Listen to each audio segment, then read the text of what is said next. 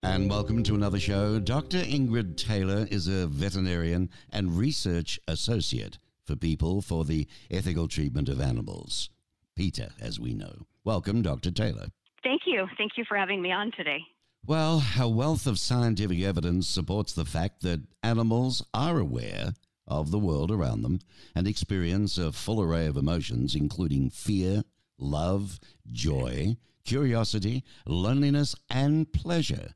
Now, despite all of the evidence from scientific studies funded by NIH that animals are sentient, and despite a wealth of modern-day alternatives, the agency continues to fund deadly experiments on them. Studies prove to be this right, Doc? Yes, absolutely. Well, most people live with dogs, cats, and other animals. They intuitively know that these animals experience an array of complex emotions. But what most people don't know is that there is a wealth of scientific evidence that's supporting the sentience of animals other than humans. And one thing that PETA would like to achieve is to bring this scientific information to the public so that people realize that not only what they know intuitively with their own companion animals is true, but it's also been corroborated by scientific research. Well, more than 2,500 studies, you know. I mean, I didn't realize that they even experience jealousy, resentment, and empathy, you know? I mean, Absolutely. Yeah, there really hasn't been an emotion identified in humans that hasn't also been identified in animals. well, now, in response to this practice, Peter is calling on the government to acknowledge that animals are living, feeling beings and, you know, get to the end of animal experiments once and for all. Peter is asking the NIH to begin by immediately reviewing the ethics of using sentient animals in biomedical, behavioral and psychological experiments. You know, the point is, though, Doctor, people say, well, if we don't use them, how do we know we're going to be able to develop stuff for humans? Well, there are already a lot of human relevant research methods that have been developed, and these include devices like organs on chips, sophisticated uses of human stem cells, genomics and proteomics, imaging, and computer modeling. And all these things can replace animals in experiments. There has already been a device that uses human lung cells to study the health effects of inhaled substances. And this mimics what actually occurs in a human lung. And this can replace the use of rats who are forced to inhale toxic substances. Now, that information you just shared with us, Doctor, that's all on the PETA website too, isn't it, for listeners to read? That's correct. We have listeners can search for a document called the Research Modernization Deal, which discusses many of these alternatives and also discusses areas where replacements have already been taking place. And people can also go to PETA.org and they can search for the Sentience Project, and they can sign a letter to the NIH asking them to conduct an ethical review and consider sentience and stop experimenting on sentient animals. Dr. Taylor, what I'd like to do is I have a list here of various animals I'd like to go through with you. Let's look at some specific examples if we can. Feelings that include, like rats, for instance. Rats demonstrate remorse for bad decisions. They'll forego treats to help another rat in need. Giggle when tickled. Yeah, it's amazing. Absolutely. Yeah.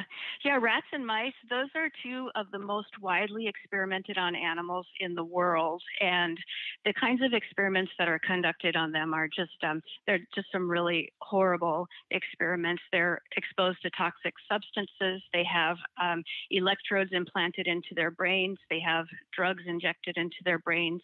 They're exposed to repeated electric shocks to induce fear and anxiety. And they demonstrate a lot of very complex emotions, including the ones that you've already mentioned. But rats will, for example, they will turn down a chocolate in order to help another rat who is in need, which is just a really amazing example of empathy. You know, and mice, they woo their mates with high-pitched love songs. Absolutely. And one of the examples I really love because I'm a fan of goats is that goats who are rescued from neglect will show optimism, which demonstrates not only an ability to recognize that their situation has improved, but also demonstrates hope for the future. Wow. Well, I've got a few more here. Let's have a look at them. Sheep, they recognize pictures of familiar faces. They show anger, boredom, disgust, and happiness. And chickens become upset when their chicks are stressed and they try to soothe them. Absolutely. And these, again, are all animals that most people may not immediately associate with experimentation, but all of these animals are used in experiments where their suffering in these experiments is just as meaningful to them as our suffering would be to us. Well, let's dive into the water here. Let's take cuttlefish firstly. Experience REM sleep and may dream like humans. And hermit crabs, they're aware of pain. And good old octopuses, they've planned daring escapes from aquariums, making their moves when they know they aren't being closely watched. There's three alone out of the depths of Ahab the Arab. It's amazing. Right. Yeah, absolutely. There's a lot of amazing examples out there. And prominent scientists agree that animals don't have to have brains that look like ours. So, in the example of octopuses and cuttlefish, their brains don't look like ours, but they can still experience emotions and they can still experience an awareness. And in 2012, a group of scientists got together and recognized this in the Cambridge Declaration of Consciousness, which recognizes that mammals, birds, and cephalopods, which are the family of cuttlefish and octopus, possess the capacity for consciousness and emotions. Isn't that amazing? And you know, I know pigs because I've got friends that have them as pets, would you believe? But they engage in complex play, devising games with toys and other animals. You know, there's another good one. Absolutely. Pigs are amazing, and they are really amazing animals, wonderful companions to people, but also emotional beings in their own right. How many animals are subjected to biomedical and psychological experiments each year, do you think? Well, around 100 million are used and killed annually in the United States in laboratories.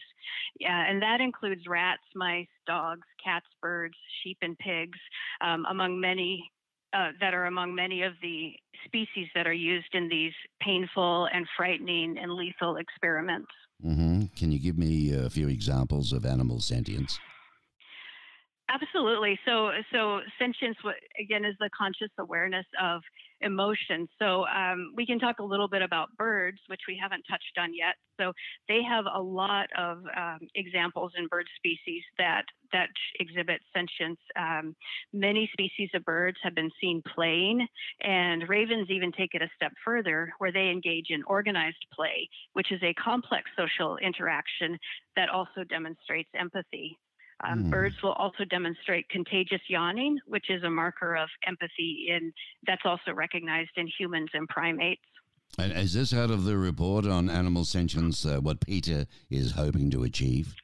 The report on animal sentience was put together by PETA scientists. It looks at the available evidence that is out in the scientific literature on sentience, and it puts together a review of some of the species that are used in experiments on animals. So it looks at some of the species that we've touched on in this podcast, like sheep and pigs and birds, mice and rats, and maybe some of the other species that people don't necessarily always associate with being subjected to experiments. Well, I learned a lot out of today's chat. I can tell you now, listeners, go to peta.org, www.peta, PETA.org, O-R-G, simple, and you'll be able to read a lot of this stuff. Now, in closing, you research biomedical experiments that use animals and provide expert opinions on pain management as well, experiment protocols and other welfare issues. You know, you have to liaise with government, regulatory agencies, universities and corporations. I mean, when you start all this stuff, Doctor, I mean, do they roll their eyes or what? Or is there more and more genuine interest now? Well, we always hope to have a positive reception to when we approach governments and universities. And I would say there's a variety in responses.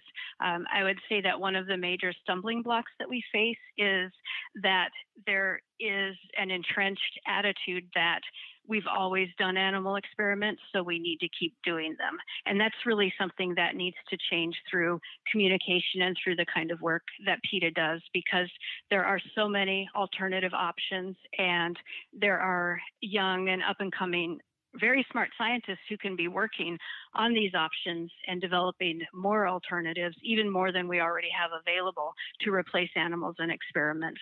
So part of it is really working against this mentality that's kind of stuck in, we've always done it this way, so we need to keep doing it this way. Yeah. But we really know better now. That's good. Great job. I mean, Peta does a marvelous job. I'm a great advocate for you.